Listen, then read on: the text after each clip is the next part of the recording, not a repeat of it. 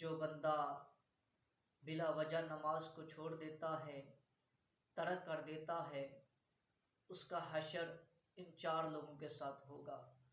پہلا فرعون، دوسرا قارون، تیسرا حامان اور چوتھا ابی بن خلف۔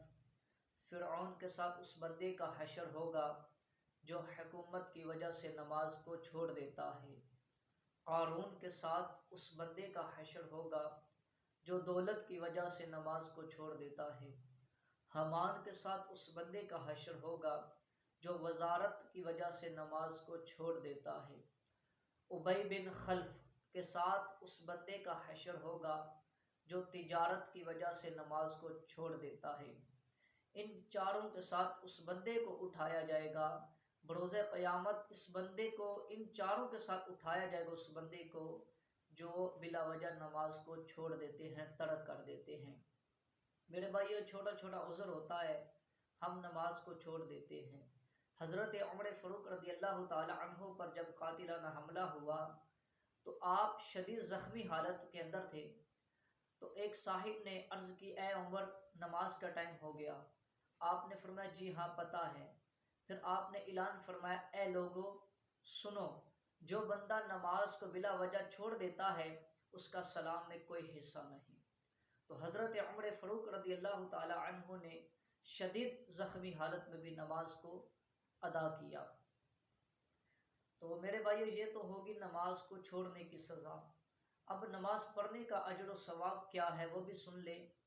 بخاری شریف و مسلم شریف کی حدیث پاک ہے، حضرت ابو ہریرہ رضی اللہ تعالی عنہ بیان کرتے ہیں کہ نبی پاک صلی اللہ علیہ وآلہ وسلم نے ارشاد فرمایا، اے لوگو، اگر تم میں سے کسی کے گھر کے قریب سے کوئی نہر جاری ہو اور وہ اس نہر میں روزانہ 5 دفعہ غسل کرے تو کیا اس کے جسم پر میل رہے گی؟ صحابہ نے عرض کیا، اللہ کے محبوب، ایسے میں تو بالکل نہیں رہے گی۔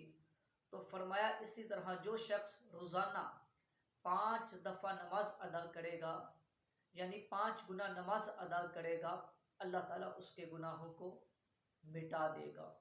پھر اسی کے نیچے ایک اور حدیث پاک حضرت ابو ذر غفاری رضی اللہ تعالی عنہ بیان کرتے ہیں کہ سردی کا موسم تھا، یعنی درخت سے پتے جھڑنے کا موسم تھا، یعنی جس کو کہا جاتا ہے پتے جڑ کا موسم۔